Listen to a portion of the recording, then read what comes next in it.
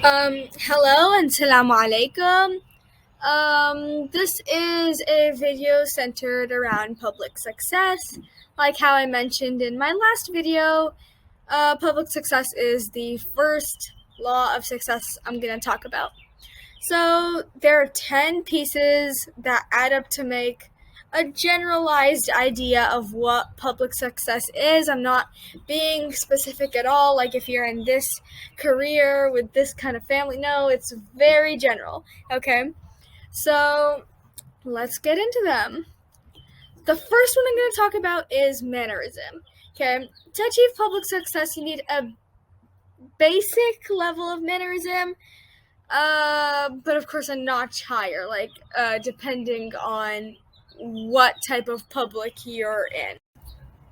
So, like, for example, how you would react in a public carnival versus if you were in a private, like, business conference is very different. They're both public, okay? Like, they're both, not your inner circle. They're still outer circle, but you're gonna act very differently. Like, for example, if you're in a fast food, it's okay to talk while other people are talking because they're not really related to you. But if you're in a business conference, then talking to somebody very loudly while others are also talking, that would be considered rude. So you have to be able to adapt your mannerism to wherever you are.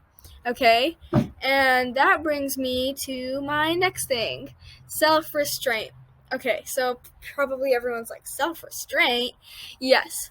This is about the value of your words, okay? So, for example, let me take my class as an example. In my class, then we do this thing in English called philosophical conversation starters, where the teacher puts out a quote and we all have to break it apart and analyze it and put whatever breakthroughs or conclusions we have regarding that quote. So we all do that. If somebody raises their hand to talk too much, then the teacher is less likely to pick them the next time. But if there's this person that's always quiet and then they raise their hand, the teacher's going to go straight to that person like, oh my gosh, what is she going to say? So it shows that you talk with understanding and not impulsively if you have self-restraint in a conversation. Essentially, listen more than you talk, okay? Because then it shows that the person thinks a lot before they talk.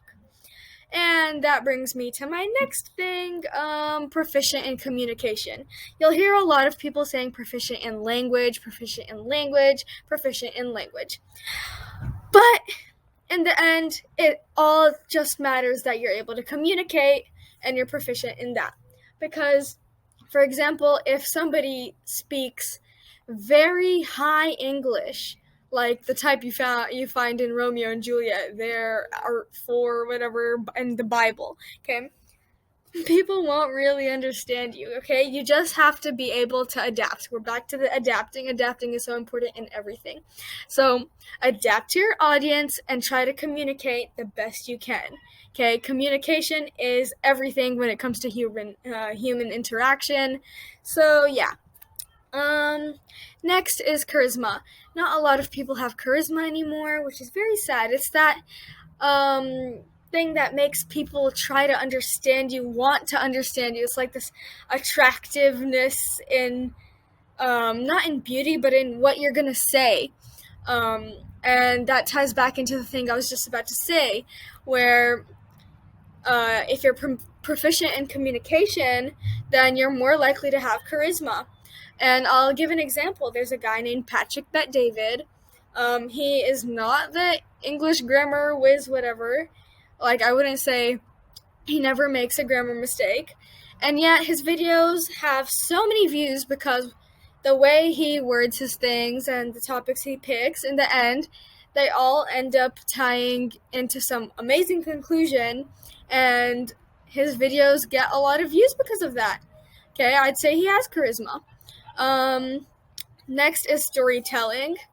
I'll give a link in the description below about a video of the importance in storytelling, but in short, if you put experience behind what you're saying, or like, how people write according to this person in history, then blah blah blah, then you'll listen to it a lot more attentively because you're like, okay, this is tested and proving.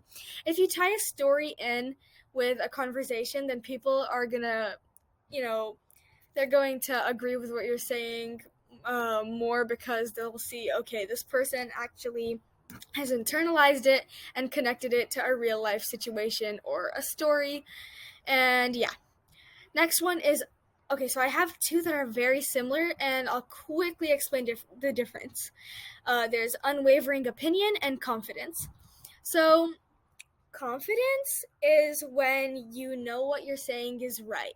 Okay, unwavering opinion is an opinion that you're not going to change no matter what. Okay, so when I say unwavering opinion, I mean one or two things. Okay, you don't want to have unwavering opinions all over your personality, because then people are going to be like, okay, yeah, she does not listen to you, she will not try to understand what you're saying, and she'll just quickly talk over and go back to her opinions. So no, you just want to have a few set in place things so that people will say, okay, so maybe we should listen to what she's saying, because she's so firm in it. How can she be so firm in it if she doesn't genuinely believe it, right? So basically, for example, me, I would say, no matter who I'm talking to, whether it's an atheist or a religious Muslim, I believe religion should be a key part of life. Okay? I could say that with confidence, and it would be my unwavering opinion. Okay, so confidence leads to that unwavering opinion. But it's very important, because you want to show society that I have my opinions. Otherwise, according to that guy I referenced earlier, Patrick Bet David, you're non-existent. Okay? Let your ideas be shown through manners, like how I said, and self-restraint. Don't overtalk people just because you think your opinion is better, all right? And yeah.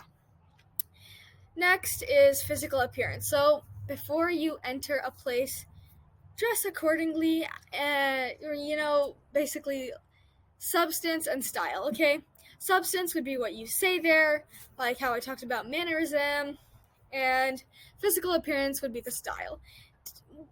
Before you enter a business meeting, dress accordingly. When you're about to enter a wedding, dress accordingly. Okay, keep yourself according to where you're gonna go. All right. In physical appearance, you don't want to have an unwavering opinion that does not agree with the rest. Like, don't walk into a wedding in a t-shirt and jeans. Like, just don't do that. Anyhow, we're moving on to our last two really important things. So, unique style. You want to leave a conversation, even if it's just 5 minutes, with that person identifying your style. Where, for example, if suits is your thing, then you can just wear suits wherever you go, so that people are going to say, yeah, the guy who wears suits, the girl who wears suits. Make your own unique style. Okay, if talking, I don't know, in really high English is your style, then just keep it up so that people can identify you as that. Make a public identity. The last one is one skill or niche that you're super, super good at. Okay, you just need one. Like, for example,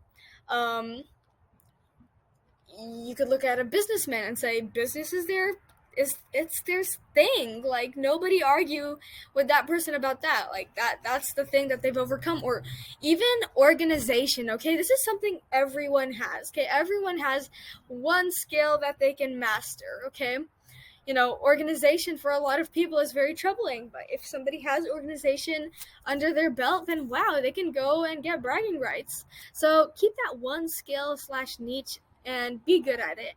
And yeah, those are the 10 parts of public success that are the biggest determinants, if that's a word, that will govern whether you achieve public success or not. I hope you benefited from this video, and see you next time.